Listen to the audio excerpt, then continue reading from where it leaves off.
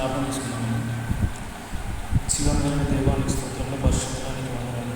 ప్రభువు, మేము ధ్యానించుకోబోయే ఈ యొక్క వాక్యంలో నీకు కృప చూపించి మీరు ఏదైతే మాతో మాట్లాడాలనుకుంటున్నారో అది మాత్రం ఇక్కడ పలుకులాగా ఇంకా వేరే ఏ ఒక్క మాటలు వాయించి రాకుండా నీకు కృప చూపించమని ప్రభు, మా యొక్క హృదయంలో నీ యొక్క వాక్కును ఈరోజు గుర్తున్న వాక్కును ఫలించలాగా నీకు కృప చూపించమని నసరి అయిన యేసుక్రీస్తునామమున మనం ప్రార్థిస్తున్నాం తండ్రి. ఆమేన్. ఇక్కడ మనం చూసుకుంటామంటే ప్రైజ్లాడండి. ఇక్కడ మనం చూసుకుంటే ఇద్దరు స్త్రీలు కనిపిస్తూ ఉంటారు. ఒకరు ఆత్మీయ జీవితంలో ప్రయాణిస్తూ వృద్ధురాలైన ఎలిజబెతమ్మ గారు, మరి ఒకరు యంగ్స్టర్ మరియమ్మ గారు. ఇక్కడ మనం చూస్తే కంపారిజన్ అనేది ఒకటి కనిపిస్తుంది. ఇప్పుడున్న ప్రజల్లో ఎక్కువ మనం చూడవచ్చు కంపారిజన్. వారు ఎదుగుతున్నారు, నేను ఎదగట్లేదు. వారు ఇలా చదువుతున్నారు, నేను ఎలా చదవలేదు. వారికి ఈ జాబ్ వచ్చింది, నాకు ఆ జాబ్ వచ్చింది. ఈ కంపారిజన్ అనేదానికి దేవుడు మనకిస్తున్న ఒక సొల్యూషన్, ఒక ఇద్దరి జీవితాలను మనం ముందు ఈరోజు పెట్టి చూపిస్తున్నాం. కంపారిజన్ దేనికి? ఒకరి మీద నువ్వు కంపారిజన్ అనేది స్టార్ట్ చేసావంటే నీకు జెలసీ అనేది వస్తుంది. జెలసీ అనేది మరణాంతకరమైనది, అంటే మరణము అంత భయంకరమైనది అని చెప్పేసి అంటారు. ఒకరి మీద అసూయ అంత మరణానికి దారి తీసేటువంటి ఒక అది. సో మనం ఏంటి అని అంటే ఒకరిని కంపేర్ చేస్తూ మన లైఫ్లో చూసుకోవడం కంటే దేవుడు మన జీవితంలో ఏం చేస్తాడు అనేది మనకి ఇంపార్టెంట్. ఎందుకంటే ప్రతి ఒక్కరి మీద దేవుడికి ఒక ప్రణాళిక ఉంటుంది. ఇప్పుడు ఎగ్జాంపుల్ చూసామంటే ఎవరైనా ఒక ఆఫీస్ ఓపెన్ చేశారంటే దాంట్లో తను అనుకుంటాడు ఎండీగా తను ఉంటాడు. ఎండీగా ఉండి తనకి అకౌంటెంట్ కావాలి, హెచ్ఆర్ కావాలి, దెన్ స్టాఫ్ కావాలి, ప్రతి ఒక్కరు కావాలి, మార్కెటింగ్ చేసేవారు కావాలి, మేనేజర్స్ కావాలి, ప్రతి ఒక్కరు కావాలి తనకి. కానీ అందరూ మేనేజర్లు అయితే కుదరదు కదా. ఇప్పుడు అతను మేనేజర్ అయితే నేను కూడా మేనేజర్ అవుతా అంటే కుదరదు. ఒకటే దాంట్లో దేవుడు కూడా అలాగనే మన జీవితాలలో ఒక్కొక్కరి మీద ఒక్కొక్క ప్రణాళిక కలిగి ఉన్నాడు. ఇక్కడ మనం చూస్తే ఎవరి సమయంలో వారిని దేవుడు హెచ్చించడానికి సిద్ధపడదు. మరి ఇప్పుడు ఇక్కడ మనం అబ్జర్వ్ చేసినట్టయితే ఎలిజబెతమ్మ గారిని దర్శించడానికి మరియమ్మ గారు వచ్చారు. మరి ఇప్పుడు ఎలిజబెతమ్మ గారు ఎన్నో సంవత్సరాల నుండి దేవుని మాత్రమే, జకర్యా ఎలిజబెతమ్మ వారు దేవుని మాత్రమే విశ్వసిస్తూ ఆయన మార్గంలోనే తూచా తప్పకుండా ధర్మశాస్త్రాన్ని పాటిస్తూ నడుచుకుంటూ వెళ్తున్నారు. ఆమె ఎంతో ఆత్మీయురాలు. అంటే ఈమె అంత ఆత్మీయ స్థితిలో వృద్ధురాలైనా సరే దేవుని పట్టుకునే ఉండేది, పిల్లలు లేకపోయినా కూడా. కానీ ఆ వృద్ధురాలైన ఆమెకి దేవుడు యోహాను, అంటే వృద్ధురాలైన సమయంలో యోహానును ఇవ్వడానికి ఇష్టపడ్డాడు. కానీ ఆమె ముందున్న వాళ్ళకి ఎంతోమంది పిల్లలు కలగచ్చు. అప్పుడు మీరు ఎన్నిసార్లు ఎన్ని మాటలు అని ఉంటారు. చాలామంది నువ్వు దేవుడిని నమ్ముకున్నావు, దేవుడు అని చెప్పేసి ఆయన ఆజ్ఞలను పాటిస్తున్నావు, అన్నీ చేస్తున్నావు, కానీ నీకే ఏం జరగట్లేదు. నువ్వు దేవుని మందిరానికి వెళ్తున్నావు, దేవుడు ప్రతిరోజు ప్రార్థిస్తున్నావు, ప్రతిరోజు స్తుతిస్తున్నావు, ఆయన మాటలను తూచా తప్పకుండా పాటిస్తున్నావు, ఎప్పుడు చూడు దేవుని పాటలే, నీ లైఫ్ అంతా ఏదో దేవుడు అని వెళ్తున్నావు, కానీ నీకు ఎందుకు ఇది జరగట్లేదు? మేము నార్మల్గా మాకన్నీ జరుగుతున్నాయి కదా. కానీ దేవుడు గొప్ప జరిగించేటప్పుడు ఏంటిదంటే నిన్ను వెయిట్ చేస్తాడు. గొప్ప కార్యాలు జరగాలంటే ఇట్ టేక్స్ టైం. నీ జీవితంలో దేవుడు గొప్ప చేయాలంటే నేను బలపరచాలి, స్థిరపరచాలి. ఆ టైం వరకు వెయిట్ చేసి కరెక్ట్ టైంకి దేవుడికి ఇస్తాడు. దేవుడు ఎప్పుడైనా ఆన్ టైంలో ఉంటాడు, బిఫోర్ ఉన్నాడు, ఆఫ్టర్ ఉన్నాడు. అంటే ప్రతి దానికి ఒక సమయం కలదు అని చెప్పేసి మనం ప్రసంగిలో చదువుకున్నాం. దేవుడు ఇక్కడ మనం చూసినట్టయితే ఎలిజబెతమ్మ గారికి వృద్ధాప్యంలో యోహాను ఇచ్చాడు, కానీ మరియమ్మ గారికి యవ్వన దశలో ఇచ్చాడు.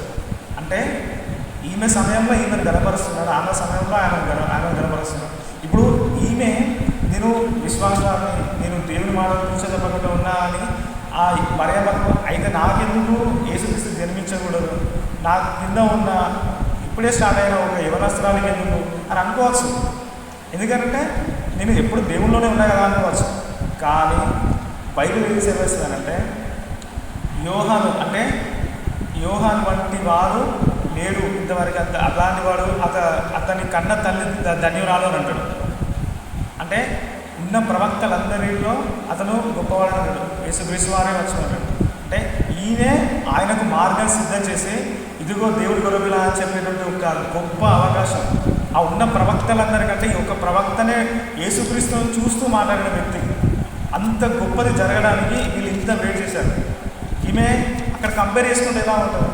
ఆమె టైం అప్పుడు, ఈమె టైం ఇప్పుడు. అంటే చూసుకోవచ్చు మన లైఫ్లో లేట్ కావచ్చు, లేట్ అవుతుంటే ఏంటి అని మనం అనుకోవచ్చు. కానీ లేట్ అవుతున్న సమయంలో మనం ఒకటి గమనించాలి, దేవుడు నీ లేట్లో తను పనిచేస్తున్నాడు. నీ లేట్లో నీకు జరగట్లేదు అని అంటే రెండే రీజన్స్. ఒకటి, నువ్వు దేవుల్లో అయినా లేకుండా ఉండాలి. రెండు, ఆయన నీ పని చేస్తూ అయినా ఉండాలి. ఈ రెండే రీజన్స్. నీ జీవితంలో ఏది జరగట్లేదు అని అంటే దేవుడు నీ జీవితంలో పనిచేస్తున్నాడు అని నీకు ఎప్పుడు అర్థమైంది అంటే, నువ్వు దేవుని లోపలనే ఉండి వెళ్తున్నావు అంటే నీకు ఆ వెనకాల దేవుడు చేస్తా అంటే నీకు ఏం కనబడదు. నీకు ఏం కనబడట్లేదు అని అంటే నువ్వు అర్థం చేసుకోవాలి, ఇక్కడ దేవుడు పనిచేస్తున్నాడు అని చెప్పి అర్థం చేసుకోవాలి. ఎందుకంటే తన సమయం అంతా ఆయన ఇవ్వడానికి రెడీ.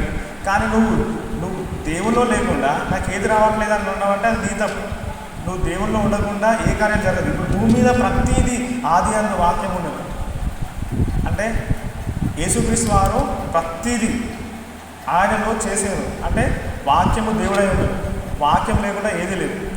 వాక్యం లేకుండా ఏది లేదు. అంటే భూమి మీద వాక్యం లేకుండా ఏది లేదు. నువ్వు వాక్యంలో ఉంటేనే వాక్యంకి సంబంధించి దేవుడు చెప్పిన మాటలు నీ లైఫ్లో జరుగుతూ ఉంటాయి. తప్పితే నీవు దేవుళ్ళు వదిలిపెట్టి తిరిగితే నీకు జరగవు. నువ్వు ఎంత ప్రయత్నం చేసినా జరగవు. ఎందుకనంటే దేవుని చిత్తం మాత్రమే మన జీవితాలలో జరుగుతుంది. నువ్వు చాలా ప్రేయర్స్ చేయవచ్చు, నువ్వు ఇది కావాలి అది కావాలి ఎన్నైనా చేయవచ్చు. కానీ దేవుడు నీ పట్ల కలిగి ఉన్న ఒక దర్శనం ఉంటుంది. ఇప్పుడు ఒక హెచ్ఆర్ మేనేజర్ ఒకరిని హెచ్ఆర్ని రిక్రూట్ చేస్తే హెచ్ఆర్ చేసే పని ఏంటది? ఇంటర్వ్యూస్ చేయాలి, రిక్రూట్మెంట్ చేయాలి, ఏంటిది శాలరీస్ అవన్నీ చెక్ చేయాలి. టోటల్ ఈ వర్క్ అతనిది. కానీ హెచ్ఆర్ వచ్చేసి నేను అది చెయ్య మార్కెటింగ్ చేస్తాను ఒక ఆ పని కావాలంటే అది కాదు. దేవుడు నిన్ను కూడా ఒక పర్పస్ మీద ఇక్కడ పుట్టించింది. ప్రతి ఒక్కరిని యూనిక్. ఇప్పుడు మన నాలుగుకున్న ఆ ముద్ర కానీ చేతి వేళ్ళకున్న ముద్ర కానీ ఇది యూనిక్ ఉంటుంది. ఎందుకంటే మన లైఫ్ అనేది ఏంటిదని తెలుసుకోవాలి. తెలుసుకున్నప్పుడే ఇతరుల మీద మనము చూడడం, అసూయపడము, కంపారిజన్ చేసుకోవడం పోతుంది. అది పోయినప్పుడు దేవుని వీళ్ళు అనేది ఇంకా స్పీడ్గా పనిచేస్తుంది. అనుకోవచ్చు ఇప్పటికి చాలామంది నేను అనొచ్చు, నువ్వు ఇంత దేవుల్లో ఉన్నా కూడా ఏం జరగట్లేదు కదా, ఎందుకు మరి ఇంత అనొచ్చు. కానీ దేవుని చిత్తంలో నువ్వు నిలకడగా ఉన్నప్పుడు అందనంత స్థాయికి దేవుడిని తీసుకెళ్తాడు. మనం శిశువులను చూడవచ్చు, వాళ్ళు ఒక చేపలు పట్టే వాళ్ళు పేదరు ఇట్లా అంటే ఆ ఒక విద్య లేని పామరులను దేవుడు మనుషుల పట్టే వాళ్ళగా చేసేది. ఈరోజు నీకు ఏ సోర్స్ లేదు, కనబడతలేదు కావచ్చు, బట్ దేవుడు ఒకనొక సమయంలో నేను నిల్చోబెట్టాడు. అది ఎంత గొప్పగా ఉంటుందంటే ప్రజలందరినీ నువ్వు దేవుని వారి ఆత్మను నశించుకోకుండా దేవుని దగ్గరికి తీసుకెళ్ళడం అది ఎంత గొప్ప విషయం అంటే చాలా గొప్ప విషయం. మనం అనుకోవచ్చు ఈ ఎలా అంటే ఒకరు స్పీడ్గా డెవలప్ అయిపోతూ ఉంటారు. నువ్వు చదువుతావు, నీకు జాబ్ రాదు, టాలెంట్ ఉంటుంది, ఎవ్రీథింగ్ ఉంటుంది. అక్కడ ఏం చదవరు, బట్ జాబ్ వస్తుంది, ప్రమోషన్స్ వస్తూ ఉంటాయి, మ్యారేజెస్ అవుతూ ఉంటాయి, ఎవ్రీథింగ్ అయిపోతూ ఉంటాయి. నీకేం జరగట్లేదు. బికాస్ దేవుడిని నీ పట్ల ఒక చిత్తం కలిగి ఉన్నాడు. ఈ దేవుడికి నీ లైఫ్ మీద ఒక పర్పస్ ఉంది. ఆ పర్పస్ ఏంటి? ప్రభువా నీ చిత్తంలో నేను నడవాలి అని చెప్పి ఆయన విశ్వాసంలో మనం బలపడాలి. అప్పుడే దేవుడు మనల్ని ఇంకా తన చిత్తంలో ఆనందంగా తీసుకెళ్ళి గొప్ప స్థాయిలో వస్తుంది. మనం ఒక మాట చదువుకోవచ్చండి, దేవుడు అన్యాయస్తుడు కాదు. మనం నమ్మకపోయినా కూడా ఆయన నమ్మదగినవాడు. బైబిల్లో కరెక్ట్గా ఉండదు. మనం నమ్మకపోయినా కూడా ఆయన నమ్మదగినవాడు. నువ్వు అనుకోవచ్చు దేవుడు ప్రతి ఒక్కరికి న్యాయమే చేస్తాడు. నా లైఫ్ ఏంటి ఇట్లుంటుంది, నేను అంత దేవుళ్ళనే ఉంటాను కదా, నా కెరియర్ పోయింది, ఏజ్ అయిపోతుంది, పెళ్ళి కావట్లేదు, నాకు ఒక కెరియర్ లేదు, ఇంట్లో ఫినాన్షియల్ ప్రాబ్లమ్స్, ఎవ్రీథింగ్ అనుకోవచ్చు. కానీ నువ్వు దేవుల్లో మాత్రం ఉంటే మాత్రం దేవుడు నీ పట్ల గొప్ప కార్యాలు చేస్తాడు. అది మాత్రం కరెక్ట్గా గుర్తుపెట్టుకోవాలి. నీకు ఆరోగ్యం పోవచ్చు, టైం పోవచ్చు, ఎవ్రీథింగ్ ఏది పోయినా సరే దేవుల్లో ఉన్నావంటే చాలు. దేవుడు నువ్వు పోయిన దాన్ని రిస్టోర్ చేసే దేవుడు మన దేవుడు. అంటే పోయిన ప్రతి దానికి రెట్టింపించే దేవుడు. మన బైబిల్లో చదువుకోవచ్చు, ఆయన స్వభావానికి విరుద్ధంగా ఏది చేయడు. ఆయన రెండంతలుగా ఇస్తా అంటే ఇస్తాడు. అంతే. నమ్మే విశ్వాసం నీ దగ్గర ఉందా? దేవుడు అడిగి ఒకటే విషయం, నువ్వు నమ్ముతూ వెళ్ళు, నేను చేస్తూ వస్తాను. రీసెంట్గా ఒకటి చూడొచ్చండి, నార్మల్గా నేను ఒక ప్రేయర్ చేసి మర్చిపోయాను 1 వీక్లో. మర్చిపోతే ఆ ప్రేయర్ చేసిన 3 డేస్కి ఆ ప్రేయర్ యొక్క ఫలం అనేది నేను చూసాను. అంటే రిజల్ట్ చూశాను. నేను చేసి మర్చిపోయినా, నా మైండ్లో కూడా లేదు అని అంటే దేవుడికి నువ్వు పట్టించుకోకపోయినా సరే నీ తల వెంట్రుకలని లెక్క పెడతా ఉంటాడు. అంటే నేను ఎంత పట్టించుకుంటున్నాడు, నీ తల వెంట్రుకలు లెక్క పెట్టుకునే అంత టైం నీకు ఉంటుంది. నిన్ను నువ్వు అంత పట్టించుకుంటావా? అలాంటిది నేను అంతలా పట్టించుకుంటాడు. కానీ మనం దేవుని మీద విశ్వాసం కలిగి ఉన్నారు. దేవుడే అంత నేను పట్టించుకున్నప్పుడు ఇప్పుడు మనం చూడొచ్చండి, దేవుడు ఎంత మంచివారంటే 2 పిట్టలు ఒకరికి అమ్మబడినా కూడా దేవుని సెలవు లేకుండా ఒకటి కూడా నిలబడదు అని ఉంటుంది. నువ్వు మేబీ ఏ ట్రబుల్స్ అయినా ఉండొచ్చు, ఏ ప్రాబ్లమ్స్లోనైనా ఉండొచ్చు, ఏమైనా కావచ్చు, కానీ దేవుని సెలవు లేకుండా నీ లైఫ్లో ఏం జరగదు. నిన్ను ఎవ్వరూ టచ్ చేయరు. దేవుని యొక్క కృప అనేది మనల్ని ఆవరించి ఉంటుంది. దేవుని యొక్క ప్రేమ ఎప్పటికీ మనల్ని నడిపిస్తూ ఉంటుంది. నువ్వు ఎన్ని ట్రబుల్స్లో ఉన్నా ఆ ట్రబుల్స్ ఇంకా ఏం చేయవు. నీకు ఎంత అనారోగ్యం వచ్చినా అది ఏం చేయదు. నీకు దేవుడు మాత్రమే నీకు ఆరోగ్యాన్ని కలుగజేస్తాడు. ఎందుకంటే ఎలాంటి ట్రబుల్స్ అయినా ఉన్నాయి, ఎలాంటి ప్రాబ్లమ్స్ అయినా ఉన్నాయి, అక్కడ నీళ్ళన అంటే ఒక పిట్ట కూడా నీళ్ళన పడదు అని అంటే పిట్ట కంటే శ్రేష్టమైన వారం మనం. ఆకాశంలో పక్షులను చూడండి, అవి విత్తుతున్నాయా కోస్తున్నాయా అని, వాటికంటే శ్రేష్టమైన వారు మీరు అని దేవుడు ఒక మాట అంటే అంతే, మనం శ్రేష్టమైన వారం. శ్రేష్టంగా అంటే చాలా శ్రేష్టమైన వారం, దేవుని రూపం కలిగిన వాళ్ళం మనం. ఆయన నా రూపంలో మిమ్మల్ని చేశాను, ఆదాముని తన రూపంలో తన పోలిక చొప్పున చేశాను. అంటే మన రూపం ఎక్కడిది? దేవుడి రూపం. అలాంటి అంత ప్రేమగా చేసుకున్న దేవుడు మనల్ని వదిలిపెడతాడా? నీ ప్రాబ్లమ్స్లో వదిలిపెట్టాడు. నీ యొక్క సమస్యలో కానీ, నీ యొక్క హెల్త్ విషయంలో కానీ, ఆరోగ్యం ఖరాబ్ అయినా కానీ, నీకు ఫినాన్షియల్ ట్రబుల్స్లో కానీ, నువ్వు ఏ సిచ్యువేషన్లో అయినా ఉండు, ఆయన నేను పట్టుకొని నీ హృదయం అనే ఆ తలుపు దగ్గర వెయిట్ చేస్తూ ఉంటాడు. అంత మంచి దేవుడిని మనము అనుసరించకపోవడం, విశ్వసించకపోవడం అది మన తప్పైతుంది. మనము విశ్వాసాన్ని పెంచుకోవాలి. దేవుడు చేస్తాడు. మనం దేవుడు అని అంటే మనం ఒక వ్యక్తిలాగా చూడాలి, ఒక వ్యక్తిలాగా. అందుకే మనుష్య కుమారుడు, దేవుడి కుమారుడు మనకు 2 విధాలుగా కనిపిస్తుంది. మనిషిగా ఇక్కడ కనిపిస్తూ ఉంటాడు, చేసే పనులన్నీ పరలోక రాజ్యంలోకి సంబంధించినవి. అంటే మనిషిగా మనకు దగ్గరగా ఉండడానికి ఒక స్నేహితుడిలాగా, ఒక తండ్రిలాగా. అంటే దేవుడు మనకి ఎంత దగ్గరగా ఉన్నాడంటే మనం అబ్జర్వ్ చేసుకోవాలి. ఇప్పుడు అనుకోవచ్చు, మనకు ఒక కాన్ఫిడెన్స్ ఉంటుందండి మన ఫ్రెండ్స్ మీద. సపోజ్ ఎవరికైనా ఇప్పుడు ఎగ్జాంపుల్ ఒక కాలేజ్ వాళ్ళు చూసుకుందామంటే, ఒక అసైన్మెంట్ ఇచ్చారనుకో, నీకు రాయరాదు, బట్ మీ ఫ్రెండ్ బాగా రాస్తాడు. అతనికి నువ్వు బుక్ ఇచ్చినావు, ఆయన రాస్తాడా రాయడా? నేను రాస్తా పక్కా షూర్, రేపు మార్నింగ్ ఇస్తా అంటాడు. అప్పుడు నీకు తన మీద విశ్వాసం ఉంటుందా ఉండదా? పక్కా రాసేస్తా అంటాడు. ఆల్రెడీ అతను అయిపోయింది, అది రాసేస్తా అంటాడు. అంటే నీ కాన్ఫిడెన్స్ ఎంత ఉంటుందంటే 100కి 100% ఉంటుంది, రేపు తీసుకొని వస్తాడు అని, రాసి తీసుకొని వస్తాడు అని.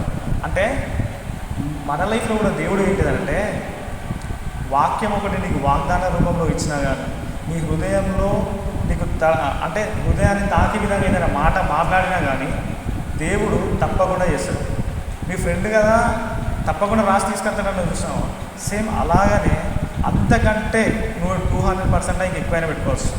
దేవుడు చేస్తా అంటే చేస్తాడు. ఆయన స్వభావానికి విరుద్ధంగా వెళ్ళడు, ఆయన ధర్మశాస్త్రానికి విరుద్ధంగా, అంటే దేవుడు ఇచ్చిన మాటకి అసలే వెళ్ళడు, దాని మధ్యలో ఆపడు.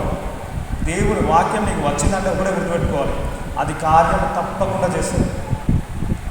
నా వాక్కు బయలుదేరింది, కార్యం చేయకుండా వెనుకకు వచ్చినా అని ఉంటుంది బైబిల్. అంటే నువ్వు పొందుకున్న ప్రతి ఒక్క వాగ్దానం కానీ, దేవుడు నీతో మాట్లాడిన ప్రతి ఒక్క మాట కానీ, అంటే బిగినింగ్ ఎట్లా అంటే జగత్తు పునాది వేయబడక ముందుకే దేవుడు నిర్ణయించుకున్న నీ లైఫ్లో చేయాలి అని. అలాంటిది నువ్వు దేవుడికి అవకాశం ఇవ్వాలి. అవకాశం ఇస్తే కదా చేసేది. ఇప్పుడు తల్లి గర్భం అందే నిన్ను రూపించుకున్నాను అని చెప్తున్నాడు ఇర్మియాతో. అదే మాట ఈరోజు నీతో చెప్తున్నాడు, నీ తల్లి గర్భం అందే నిన్ను రూపించుకున్నాను. నువ్వు ఎన్ని దారులు, ఎన్ని అడ్డదారులు అయినా ఎక్కడికైనా నేను వదిలిపెట్టాను. ఎందుకంటే నువ్వు మంచిలో ఉండు, చెడులో ఉండు, ఎక్కడికైనా ఎటనము, నా చిత్తం మాత్రం నేను సమృద్ధి గల చోటుకి తీసుకెళ్ళాను. అది నా చిత్తం. నా చిత్తానికి అవకాశం ఇవ్వంటున్నాడు దేవుడు. దేవుడి చిత్తానికి అవకాశం ఇవ్వాలి. ఇస్తే మన జీవితాలు అనేది బాగుంటాయి. అందుకే మన లోపల ఉన్న విశ్వాసాన్ని పెంచుకోవాలి, దేవుని పట్ల విశ్వాసాన్ని పెంచుకోవాలి. మనం చూడాల్సింది ఏంటిదంటే దేవుని యొక్క ఎబిలిటీ, ఆయన సామర్థ్యం ఏంటిది, ఆయన ఏం చేయగలడు, ఆయన ఎంత సామర్థ్యం కలవాడంటే అప్పటి వరకు శిశువులకు తెలియదు. పడవలో వెళ్తుంటే ఒక సునామీలాగా వస్తూ ఉంటుంది, తుఫాన్ వస్తూ ఉంటుంది. తుఫాన్ వస్తా అంటే ఇతను మనలాంటి మనిషి అనుకుంటారు శిశువులు. అనుకొని అతను పట్టుకొని అయ్యా మనం మునిగిపోతున్నాం అని భయపడతారు. అంటే they get know about his ability. అతని ఎబిలిటీ అనేది వాళ్ళకి తెలియదు. అక్కడ యేసుక్రీస్తు వారు లేచి తుఫాను గద్దించగానే ఆగిపోయింది. అక్కడ వాళ్ళు ఏం తెలుసుకున్నారు? యేసుక్రీస్తు వారికి ఈ యొక్క టోటల్ నేచర్ అనేది కూడా లోపడుతుంది అనే ఎబిలిటీ అక్కడ వాళ్ళు కనుగొన్నారు. అంటే దేవుడు ప్రతి ఒక్క వాక్యంలో ఏం దాచిపెడతాడంటే ఆయన ఒక సామర్థ్యం దాచిపెడతాడు. ఇప్పుడు మోసే కర్ర ఎత్తగానే సముద్రం చీలిపోయి ఎలా ఉందంటే వాటర్లాగా లేదు, ఐస్ గడ్డలాగా ఇట్లా అయిపోయింది. మనం చూడొచ్చు హిమాలయాస్లో వెళ్తుంటాం, అట్లా 2 కిలోమీటర్స్ అయింది. 2 కిలోమీటర్స్ అంతా విడిపోయి అక్కడ హిమాలయాస్ వాళ్ళు ఆ టైప్లో అయిపోయి స్టాప్ అయిపోయి ఆ మొత్తం ఆ ఒక ప్లేస్ అనేది ఎండిపోయింది. నేల ఎండిపోతే వాళ్ళు దాటిపోయింది. అంటే ఇమాజిన్ చేసుకోండి దేవుని ఎబిలిటీ ఎంతది, దేవుని సామర్థ్యం ఎంత గొప్పది. అలాంటిది అంత గొప్ప కార్యాలు చేసిన దేవుడు నీ లైఫ్లో చేయలేడా? నీ లైఫ్లో కార్యాలు చేయడం పెద్ద విశేషం, నీకు పోయిన ఆరోగ్యాన్ని తెచ్చేయడం పెద్ద విశేషం. చేస్తాడండి దేవుడు ఇంకా గొప్పగా నీ ద్వారా ఇంకా గొప్ప కార్యాలు చేయాలనుకుంటున్నాడు. కానీ తనకు కావాల్సింది ఏంటంటే ఒక అవకాశం ఇవ్వండి దేవుడు. ఇప్పుడు నీకున్నాయి అనుకోవచ్చు, నాకు కిడ్నీస్ ఖరాబ్ అయినాయి, లేదా నాకు హార్ట్ ఖరాబ్ అయింది, నాకు కళ్ళు సరిగా కనబడట్లేదు అనుకోవచ్చు. మనం ఇళ్ళ ప్రార్థన చేస్తామనంటే ప్రభువా నాకున్నది మంచిగా చేయి, నా కిడ్నీలు బాగా చేయి, నా కళ్ళు చూపొచ్చేటట్టు చేయి, ఇట్లనే చేస్తావు. కానీ ఒక్కసారి ఊహించుకో, డాక్టర్సే నీకు రిప్లేస్ చేస్తారు. నీ కళ్ళు సరిగా లేకపోతే వేరే కళ్ళు తీసుకొచ్చి పెడతారు. అంటే డాక్టర్స్ కంటే దేవుడు అంత పవర్ఫుల్ కదా. నువ్వు ప్రార్థన చేయి, ప్రభువా నాకు కొత్త కళ్ళు ఇవ్వాలి, ఇస్తాడు. దేవుని ఎబిలిటీ అది. నువ్వు నీ కిడ్నీస్ ఖరాబ్ అయితే అడుగు, ప్రభువా నాకు కొత్త కిడ్నీలు ఇవ్వంటే ఇస్తాడు. అంటే నీ విశ్వాసాన్ని బట్టి నీ లోపల కార్యాలు జరుగుతాయి. నువ్వు నమ్మితే దేవుడు చేస్తాడు. అది దేవుని యొక్క ఫార్ములా. అంటే తన ప్యాటర్న్ ఏంటిదంటే నువ్వు నమ్ముతూ వెళ్ళు, తను ఇస్తూ ఉంటాడు. ఇప్పుడు అందుకే దేవుడు ప్రత్యేకంగా ఒక మాట అంటాడు, నీ నమ్మిక చొప్పున నీకు కలుగుతుంది, జరుగుతుంది అని. నువ్వు నమ్ముతున్నావా?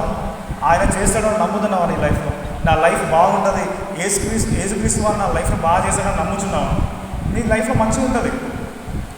నువ్వు నమ్మట్లేదా? విశ్వాసాన్ని పెంచుకో. విశ్వాసం ఎలా వస్తుంది అనుకోవచ్చు, దేవుని వాక్యాన్ని వినడం ద్వారా నీకు విశ్వాసం వస్తుంది. ఆ విశ్వాసంలో నువ్వు బలపడుతూ ఉంటే, నువ్వు నమ్ముతూ ఉంటే దేవుడి జీవితంలో కార్యాలు జరిగిస్తూ ఉంటాడు. అప్పుడు నువ్వు పక్క వాళ్ళని చూసి కంపేర్ చేసుకోవడం, వాళ్ళ లైఫ్ పోయింది నా లైఫ్ ఇదేంటి అనుకోవద్దు. కొందరు సేవకులు చూడొచ్చండి మనం, వాళ్ళు 60 సంవత్సరాలప్పుడు కూడా వాళ్ళ పరిచర్య స్టార్ట్ చేస్తారు. అప్పుడు గొప్పగా సాగించే వాళ్ళు ఇన్ని సంవత్సరాలు కోల్పోయిన సంవత్సరాల్లో చెయ్యని దానికంటే ఎక్కువ చేస్తారు. మనం అనుకోవచ్చు మన ఏజ్ ఇంతవరకు వచ్చింది, దేవుని సువార్త ప్రకటించలేకపోతాం, కనీసం మాకు ఆరోగ్యం కూడా బాగాలేదు అని మీరు అనుకోవచ్చు. బట్ దేవుడు ఏంటిదంటే, దేవుడు అనుకుంటే మీరు అవకాశం ఇస్తే మీరు మీ జీవితకాలం చేసే సేవలు అంతా కనుక ఒకటే రోజులో చేపిస్తారు మీతో. అది దేవుని ఎబిలిటీ. కానీ అంత నమ్మే విశ్వాసం మీకు ఉందా? దేవుని పట్ల మనం విశ్వాసాన్ని పెంచుకోవాలి. మనం దేని గురించి చింతించాలి. ఎందుకంటే చింత అనేది ఆ డెవిల్ నుంచే వచ్చేది. ఇప్పుడు మన లైఫ్లో మనము సపోజ్ ఫుడ్ తినమంటే మనకు బలం వస్తుంది. నువ్వు పొద్దున తిన్నావు, నీకు బలం వస్తుంది. మధ్యాహ్నం తిన్నావు, మళ్ళీ బలం వస్తుంది. నైట్ తిన్నావు, మళ్ళీ బలం వస్తే నువ్వు యాక్టివ్గా ఉండగలుగుతావు. ఒకవేళ నువ్వు పొద్దున తినకు, క్షీణించిపోతావు. మధ్యాహ్నం, సాయంత్రం, 1 day 2 days అలా నువ్వు తినకుండా ఉన్నప్పుడు ఏమైతే అంటే నీ బాడీ అనేది మొత్తం క్షీణించిపోతూ ఉంటుంది. ఈరోజు దేవుడు అడుగుతున్నాడు సూటిగా మీతో, నీ లైఫ్లో డెవిల్కి సంబంధించిన దాన్ని నువ్వు ఫుడ్ ఎందుకు పెడతావు అని. సినిమాలు చూస్తున్నావు, సినిమాలు చూస్తే ఆ సినిమాలకు సంబంధించిన డెవిల్ అనేది నీలో బ్రతికి ఉండాలి. దానికి ఫుడ్ మళ్ళీ నువ్వు సినిమాలు చూడడం, సీరియల్ చూడాలి, బూతు మాటలు మాట్లాడే దయ్యాలు ఉంటాయి నీలో. దానికి ఫుడ్ ఏంటిది? నువ్వు మాట్లాడమే దానికి ఫుడ్. ఎందుకు వాటికి చెక్ పెట్టలేకపోతాను. ఇప్పుడు చూడు, చెడు తలంపులు తలస్తున్నావు అని అంటే నీకు చూడడం వల్ల నీకు అవి వస్తూ ఉంటాయి. అవి నీ లోపల బ్రతికి ఉండాలని అంటే దానికి నువ్వు ఫుడ్ పెట్టాలి. మళ్ళీ ఫుడ్డే ఎక్కడిది? నువ్వు ఆ మాటలు మాట్లాడడం, అవి చూడడమే, అబద్ధాలు మాట్లాడదాము. దేవుడు కొండ మీద, సినాయి కొండ మీదకి వచ్చి అంత పెద్ద సీన్ క్రియేట్ చేసి టోటల్ బండను ఆ ఒక కొండను ముట్టుకుంటే చచ్చిపోతారని చెప్పి వచ్చి ఏం చెప్పిండు తెలుసా? వచ్చి అబద్ధాలు అడగని చెప్పిండు. అబద్ధాలు అడగ అనేది ఒక ఎంత వర్డ్, దానికోసం అంత పవర్ఫుల్గా దేవుడు దిగిరావడం ఏంటి? ఇమాజిన్ చేసుకోండి. మనం అంటే అబద్ధాలు అనేవి కూడా మనం పలకకూడదు. మనం పలికినప్పుడు మన లోపల అవి బతుకుతాయి. ఆ దయ్యం నీ లోపలే ఉంటుంది. సో ఏంటిదంటే నీ లోపల నిన్ను నువ్వు గుర్తించు ఫస్ట్. నా లోపల ఏ కార్యాలు ఉన్నాయి, నా లోపల ఎలాంటి చెడు కార్యాలు జరుగుతున్నాయి. ఒకటండి, మీ లైఫ్లో ఏం జరుగుతుంది, మీరు ఎలా ఉన్నారు అనేది మీ ఇంట్లో వాళ్ళకి తెలియదు, నిన్ను కన్న వాళ్ళకి తెలియదు, నీ కొడుకులకు తెలియదు, పిల్లలకు తెలియదు, ఎవరికి తెలియదు. నీకు మాత్రమే తెలుసు నువ్వు ఏంటిదని. నీకేంటి, నువ్వు ఎలా ప్రవర్తిస్తావు, ఎలా ఉంటావు, నీ లోపల ఏది ఉంది ఏది లేదనేది నీకు స్పష్టంగా దేవుడికి మీ ఇద్దరికే తెలుసు. కాబట్టి ఒప్పుకో పాపాన్ని, నువ్వు చేసే కార్యాలను ఒప్పుకో. ప్రభువాని ఇది వదిలిపెట్టలేకపోతున్నా, నాకు సహాయం చేయండి అని. దేవుడు నువ్వు అడిగిన ప్రతిసారికి సహాయం చేస్తూనే ఉంటాడు అందులో నుంచి బయటికి రావడానికి. ఈ భూమి మీద పవర్ఫుల్ పర్సన్స్ ఎవరనంటే తమ బలహీనతల కోసం ప్రార్థించుకునే వారే. ఎందుకనంటే దేవుడు వారి జీవితాలలో పనిచేస్తూ ఉంటాడు. ఇప్పుడు నువ్వు అనొచ్చు, అందుకే దావీదు గారు ఒక మాట అంటారు, ప్రభువా దురాభిమాన పాపంలో పడకుండా నాకు సహాయం చేయండి అంటాడు. అంటే దుర అభిమానం కలిగిన, అంటే బ్యాడ్ కార్యాలు చేయడానికి నాకు ఇష్టం, నేను చెయ్యొద్దు అనుకుంటున్నా కానీ చేస్తున్నా, చూడొద్దు అనుకుంటున్నా చూస్తున్నా, కానీ దాన్ని వదిలిపెట్టలేకపోతున్నా. అది నా అగర్కష్టం, నేను ఇష్టపడుతున్నా. దురాభిమాన పాపంలో పడకుండా నాకు సహాయం చేయండి అని దావీదు గారే ప్రార్థన చేసింది. అలాంటిది 2 సార్లు పడిపోతున్నాయి అని పాపం చేసిన, దేవుని దగ్గరికి వద్దు, చర్చికి వద్దు, నేను చాలా అయినా మంచిగా అయినా కత్తా చర్చికి. ఎక్కడ మంచిగా అవుతావు? నీకు అనారోగ్యం వస్తే హాస్పిటల్కి వెళ్ళాలి. నువ్వు పాపంలో పడిపోతే ఎక్కడికి రావాలి? దేవుని దగ్గరికి వస్తేనే అవుతుంది. అలాంటి నీ పాపంతో దేవుని దగ్గరికి రాను, నేను నీట్గా ఉంటా, అవన్నీ కుదరదు. నీకు పాపము చేసిన ఫీలింగ్ వచ్చినా ఏది వచ్చినా సరే వచ్చి దేవుని సన్నిధిలో ఉండాలంతే. ఆయన పాదాలు పడుకోకపోతుంది అంతే. ఆయన రక్తము ప్రతి దాన్ని కడుగుతుంది. నువ్వు ఎన్ని తప్పులైనా చేసి ఎంత ఖరాబైనా సరే నీ జీవితాన్ని యేసుక్రీస్తు రక్తం ద్వారా కడిగితే మాత్రమే నీతి అవుతావు. తప్పితే నేను ఈడిగిపోతా, నేను ఫాస్టింగ్ ఉంటా, ఏది పని చేయదు. ఒకటి గుర్తుపెట్టుకోండి, మన లైఫ్లో దేవుని కార్యాలు జరగాలి అని అంటే దేవునికి అవకాశం ఇవ్వాలి. దేవుడు చేసేది చాలా గొప్ప కార్యాలు, సూర్యకార్యాలు జరిగిస్తాడు దేవుడు. మనం చిన్న చిన్న వాటి కాదు, we have a great God. కాబట్టి మనం చేసే పనులు కూడా నువ్వు గొప్ప పనులు పూనుకో, దేవుడు కార్యం జరిగిస్తాడు. నా లైఫ్లో నేను అబ్జర్వ్ చేసేది ఒకటి ఏంటిదనంటే, నా అనుభవాల్లో ఒకటి ఉండాలి. నేను ప్రార్థన చేసి దాన్ని దేవుడు చేస్తాడు అని చెప్పేసి అనుకుని వదిలేస్తే నేను మర్చిపోయినా సరే దేవుడు చేసి చూపిస్తాడు. ఇది నువ్వు మర్చిపోయినా సరే నేను మర్చిపోనంటాడు. అది దేవుడు మనకి ఇచ్చేటువంటి ఒక అభయం అనుకోవాలి. అంటే నువ్వు మర్చిపోయినా సరే ఆయన గుర్తుపెట్టడం మరీ చేస్తాడు. ఆ రోజు నువ్వు అడిగావు కదా ప్రార్థనలో, నేను చేస్తున్నా చూడు, నువ్వు ఇది మర్చిపోయినావు చూడు అని చెప్పి చూపిస్తాడు. సర్ప్రైజెస్ ఇస్తాడు దేవుడు. అప్పుడు ఆటోమేటిక్గా నీకు తెలియదు. మనం చేయాల్సింది ఏంటి తెలుసా? మన లైఫ్లో మన ప్రేయర్ పాయింట్స్ ఏముంటుందో తెలుసా? అంటే ఎగ్జాక్ట్గా దేవుల్లో ఉన్నప్పుడు ఏమవుతుందంటే ప్రతిరోజు నీకు థ్యాంక్స్ చెప్పుకోవడం తప్పితే ఇంకా ప్రేయరే ఉండదు. నువ్వు ఎగ్జాక్ట్గా దేవుల్లో ఉంటే ప్రతిదీ నువ్వు సెకండ్కి దేవుడు నీకు కార్యాలు చేస్తానంటే నువ్వు స్థుతిస్తాను, కార్యాలు చేస్తానంటే స్థుతిస్తాను అంతే. ఇప్పుడు పరలోక రాజ్యంలో మీరు చూడవచ్చు. అంటే మన బైబిల్ ప్రకారం బైబిల్లో చదువుకోవచ్చు. అనుక్షణం ఎప్పటికీ సెకండ్కి పరిశుద్ధుడు పరిశుద్ధుడు పరిశుద్ధుడు అని చెప్పి దేవుడిని ఎప్పటికీ పొగుడుతూనే ఉంటారు. అదే సాంగ్ స్టార్టింగ్ నుంచి ఇప్పటి వరకు ఎప్పుడైనా అదే సాంగ్, పరిశుద్ధుడు పరిశుద్ధుడు పరిశుద్ధుడు. అదే దేవుడు అడుగుతున్నాడు, నువ్వు పరిశుద్ధంగా ఉన్నావా, నువ్వు పరిశుద్ధంగా జీవిస్తున్నావా, నీ లోపల ఎలాంటి కార్యాలు జరుగుతున్నాయి. నువ్వు పరలోక రాజ్యానికి రావాలి అని అంటే ద ఫస్ట్ అండ్ ఏంటిదంటే మొదటి అర్హత అంటారు చూడండి. ఫస్ట్ క్వాలిఫికేషన్ ఏంటిదంటే నువ్వు హోలీగా ఉండాలి. హోలీనెస్ ఎలా వస్తుంది అని అంటే దేవుని యొక్క మాటను నువ్వు గ్రహిస్తూ ధ్యానిస్తూ నడిస్తే వస్తుంది. ఎగ్జాంపుల్ ఏంటిదనంటే ఒక మ్యాగ్నెట్ ఉంటుందండి. మ్యాగ్నెట్ ఒక ఇనుముని తీసుకెళ్ళి ఆ మ్యాగ్నెట్తో కలిపి కాసేపు ఉంచాలి. తర్వాత ఆ ఇనుముని తీస్తే సేమ్ మ్యాగ్నెట్ లాగానే ప్రవర్తిస్తుంది. అంటే సేమ్ అయస్కాంతం లాగానే ఆకర్షిస్తూ ఉంటుంది. అది నువ్వు మట్టిలో వేసి ఇట్లా తిప్పినా ఆకర్షిస్తూ ఉంటుంది. దేవుడితో నువ్వు గడిపినప్పుడు ఆయన యొక్క హోలీనెస్ అనేది నువ్వు నిజంగా అందులోకి చేయలేదు. దేవుడికి కావాల్సింది ఏంటిదనంటే రూపాంతర చెందడం, ఆయన రూపంలోనికి రావడం అంతే. అంటే ఫస్ట్ థింగ్ ఏంటిదంటే ఆయన రూపంలోనికి మనం మారడమే మొదటిది తన ఒక చిత్తం. ఈ సువార్త ప్రకటించడము, నేను ఇలా అబద్ధాలు ఆడకుండా ఇట్లా ఉంటా, మీరు 10 మందికి సువార్త చెప్పుకుంటా ఇలా తిరుగుతా, ఇది ఏం కాదండి. నువ్వు పాస్టరు ఎవాంజలిస్టు ఏది కాదు, ఆయన రూపంలోనికి మారడమే ముఖ్యం. దేవుడు సృష్టి యావత్తు మిగుల అపేక్షతో వేచి చూస్తున్నది ఏంటిదంటే దేవుని పిల్లల ప్రత్యక్షత కోసం. దేవుని పిల్లల ప్రత్యక్షత ఎలా ఉంటుంది? దేవులాగానే ఉంటుంది. నీవు నిజంగా దేవులాగా కావాలి అనుకుంటే ఆయనకు అవకాశం లేదు. ఆయనతో నడుచుకో, ఆయన వాక్యాన్ని ధ్యానించు. ఈ వాక్యాన్ని ధ్యానించు అన్నాక వాక్యం అంటే ఏంటిదండి? దేవుడు. అంటే నువ్వు ఏంటిదంటే దేవుడిని డైరెక్ట్గా మాట్లాడుతున్నావు అన్నాడు. దేవుడితో ఒక మాట మాట్లాడినప్పుడు ఆ మాటను గట్టిగా పట్టుకో. ప్రభువా ఆ రోజు ధాన్యాలు పట్టుకున్నాడు, 21 రోజు పట్టుకున్నాడు. నువ్వు ఎన్ని రోజులు పట్టుకున్నావు దేవుని వాక్యాన్ని? ఇప్పుడు ఒకటి తీస్తావు, రేపు పొద్దున ఒకటి తీస్తావు, మళ్ళీ ఏదైనా సడన్గా ఏదైనా అయిందంటే మళ్ళీ ఓపెన్ చేసి ఏదో ఒకటి తీస్తావు. ఇన్ని మరి అదైనా నీ లోపల ఉండదా అంటే ఉండదు. 4 సార్లు బట్టి పట్టినట్టు చేస్తావు, తర్వాత అంతే. దేవుడు నా వాక్యాన్ని మీ హృదయం అనే పలక మీద రాసుకోమన్నాడు. మరి నువ్వెలా ఉన్నావు? ఇలా ఒక్కసారి క్యాలెండర్ కాడికి పోయి చూసి ఓకే ఆమెను చదివేసి ఆమెను అంతే. ఆమెనన్న పావుగంటకే మర్చిపోతాం. వల్ల అది కాదండి మనం చేయాల్సింది. దేవుడు చెప్పిన మాటను సరాసరి మన హృదయంలో పెట్టుకోవాలి.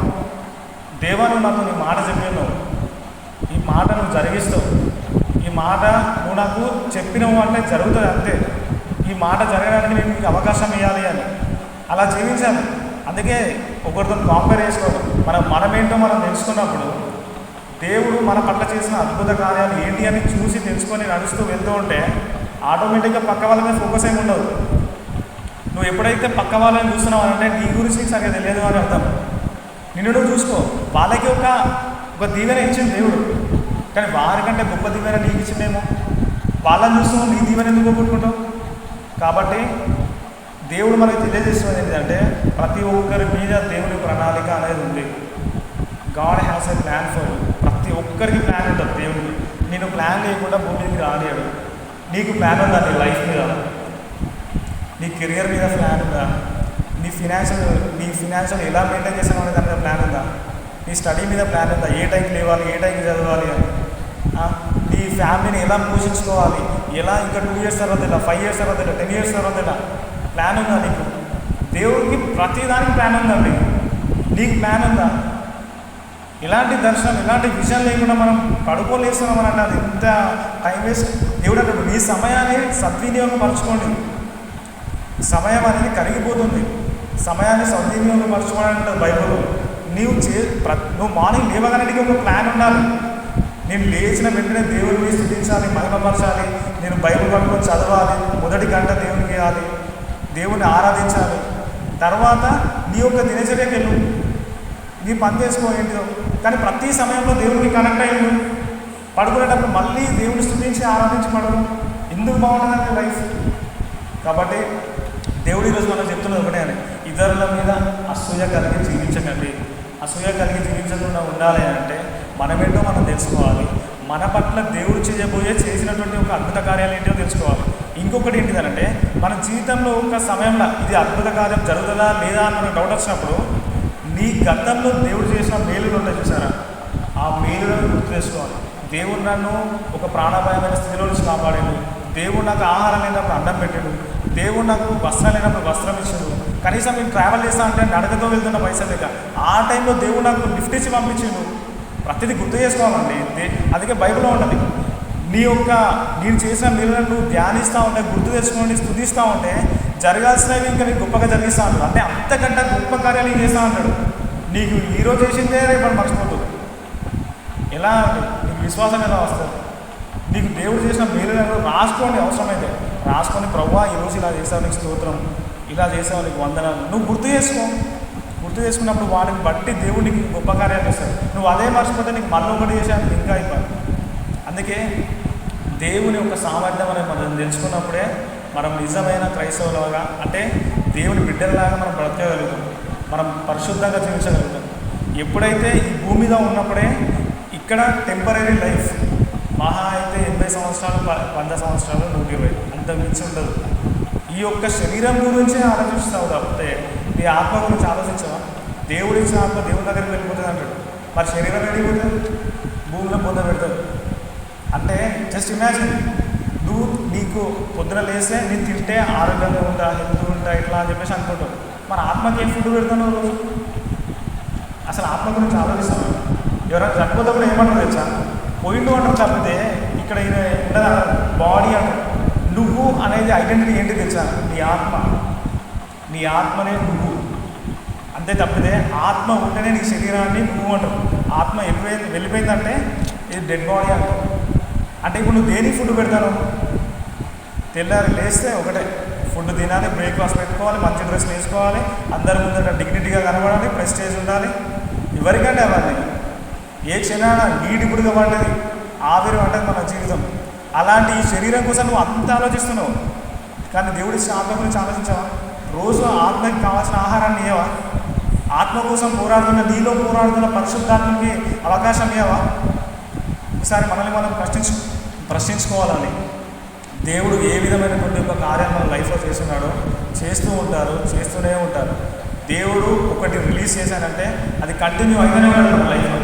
నువ్వు మంచిగా ఉన్నా చెడుగా ఉన్నా ఎలా ఉన్నా సరే, నువ్వు నిప్పులలో పడినా నీటిలో పడినా సమృద్ధి గల చోటికి ఆయన నడిపిస్తాడు. అది ఆయన చిత్తం. నువ్వు మంచిగా ఉన్నా చెడుగా ఉన్నా సరే, దేవుడు రక్షణలోకి మీరు వచ్చారు అంటే, ఎగ్జాంపుల్ మనం వరంగల్లో ఒక ట్రైన్ ఎక్కామండి, సికింద్రాబాద్ పోవాలనుకుంటే పోకుంటుంటావా? ట్రైన్ పోతుంది అంతే, నువ్వు జస్ట్ ఎక్కినావు, నువ్వు నమ్మినా నమ్మకపోయినా పోతుంది. దేవుడు కూడా మన లైఫ్లో నీకు ఒక మాట చెప్పిన కార్యం జరుగుతుంది అంతే, కానీ నువ్వు అవకాశం ఇస్తే ఇంకా గొప్పగా సంతోషంగా జరుగుతుంది. అందుకే దేవుని యొక్క మాట మనం సీరియస్గా తీసుకోవాలి, జోక్గా కాదు. దేవుడేమంటున్నాడు, డైరెక్ట్గా మాట్లాడుతున్నాడు అనుకోవాలి. ఇక్కడికి వచ్చి నిలబడితే ఎవరైనా పాస్టర్ చెప్తామంటే చెప్పేది వాళ్ళు కాదు, వారి లోపల ఉన్న పరిశుద్ధాత్మ దేవుడు డైరెక్ట్గా మనతోనే మాట్లాడుతున్నాడు. వారు మాట్లాడేది ఈ పర్సన్ని చూసి ఈయననే వాక్యం చెప్తున్నాడు, తర్వాత ఈయన మంచిగా లేడు, ఈయననే తప్పులు చేస్తున్నాడు, ఇది చేస్తున్నాడు, అది చేస్తున్నాడు మాట్లాడుతున్నాడు. కానీ గుర్తుపెట్టుకో, ఆయన కూడా మనిషే.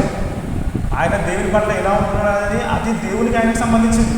నేను చాలామందిని అబ్జర్వ్ చేశాను, పాస్టర్స్ సక్కలేరు, వీళ్ళే చెప్తారు కానీ చెయ్యరు. వాళ్ళ గురించి ఎందుకు ఆలోచిస్తున్నాను? దేవుడిని తీసుకొచ్చి కూర్చోబెట్టింది ఆయన మాటలు వినడానికి. ఆ మాటలు వినడానికి ఇక్కడ ఒక పర్సన్ని మౌత్ పీస్ లాగా మాట్లాడుతాడు. ఇప్పుడు చూడండి, ఈ మౌత్ పీస్ ఉంటుంది, మాట్లాడి అయిపోయిన తర్వాత అన్నీ స్విచ్ ఆఫ్ చేసుకొని వెళ్ళిపోతాం అంతే. నేను పనిచేస్తాను నో అంతే. పాస్టర్స్ అనేవాళ్ళు కానీ దైవ సేవకులు అనేవాళ్ళు కానీ వాళ్ళని దేవుడు ఏంటంటే మౌత్ పీస్ లాగా యూజ్ చేసుకుంటాడు. అంతేగాని వాళ్ళ లైఫ్ ఉన్నట్టే వెళ్ళండి, వీళ్ళు ఉన్నట్టే వెళ్ళండి కాదు. కాకపోతే బాధ్యకరమైన జీవితం మనం చూసినప్పుడు మనకు అనిపిస్తే వెళ్ళాలి. లేదంటే దేవుడు ప్రత్యేకంగా ఒక్కొక్కరికి తన స్పెషల్గా చేసుకున్నాడు, అందరినీ స్పెషల్గానే ఉంచుతాడు. అది నీ ఇష్టం. కాబట్టి ఈరోజు మనకు దేవుడు తెలియజేస్తున్నది ఏంటి అని అంటే, ఇతరులను చూసి అసూయపడకండి. ఇతరులకు అన్నీ టకటక జరిగిపోతున్నాయి కదా, నాకెందుకు జరగట్లేదు అని బాధపడకండి, చింతించకండి. ఎందుకంటే ఏ సమయంలో జరగాలో ఆ సమయంలోనే ఎగ్జాక్ట్గా దేవుడు జరిగిస్తాడు, గొప్పగిస్తాడు, ఆశీర్వదిస్తాడు. నువ్వు ఎంత అవమానమైనా సరే దేవుడు ఉన్నతమైన స్థితిలో వస్తుంది మిమ్మల్ని. అప్పుడు నీ అవమానం అంతా కొట్టివేయబడుతుంది. ఆ రోజు నేను ఎందరైతే ఎన్ని మాటలు అన్నారో, నీకు పెళ్లి కావట్లేదు, నీకు కెరీర్ సెట్ కావట్లేదు, నీకు ఆరోగ్యం లేదు, నువ్వు ఎందుకు బ్రతుకుతానో అని కూడా అనొచ్చు, ఇంట్లోకి వెళ్ళిపోవచ్చు, ఏమైనా అనొచ్చండి. కానీ ఒకనొక సమయంలో దేవుడు నిన్ను ఆశీర్వదించినప్పుడు ప్రతి ఒక్కరిని ముందుకు వచ్చి కలవరుస్తాడు. డెఫినెట్గా నిన్ను బట్టి దేవుడిని మహిమపరుస్తాడు. అది మాత్రం గుర్తుపెట్టుకోండి. ఎందుకంటే మన దేవుడు అన్యాయస్తుడు కాదు, ప్రతి ఒక్కరి జీవితాల్లో మేలు చేసే దేవుడు, గొప్ప దేవుడు, ప్రేమ కలిగిన దేవుడు. నీకు ఎలాంటి ప్రేమ దొరకకపోవచ్చు, ఇంట్లో దొరకకపోవచ్చు, బయట ఫ్రెండ్స్ దగ్గర లేకపోవచ్చు, ఎక్కడ లేకపోయినా పర్లేదు, ఆయన ప్రేమ శాశ్వతమైనది. ఆయన ప్రేమను పట్టుకో ఒకసారి. నిజమైన ప్రేమ అనేది చూపిస్తాం. ఈ భూమి మీదికి 2000 సంవత్సరాల క్రితం మాత్రమే సంపూర్ణమైన ప్రేమ వచ్చింది. ఆ ప్రేమనే యేసుక్రీస్తు వారు.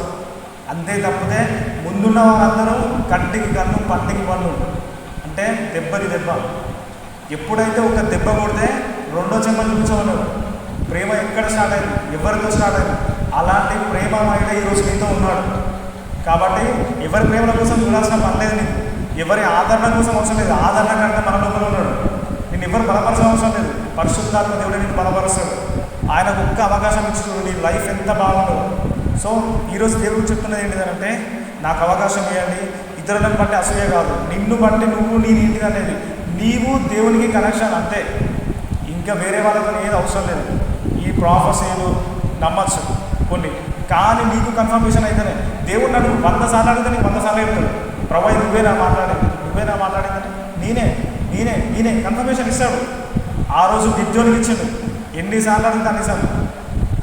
ప్రభు నాకు ఈ విధంగా చేయండి, ఆ విధంగా చేసి చూపించాడు, ఇంకో విధంగా చేయండి, ఇంకో విధంగా చేసాడు.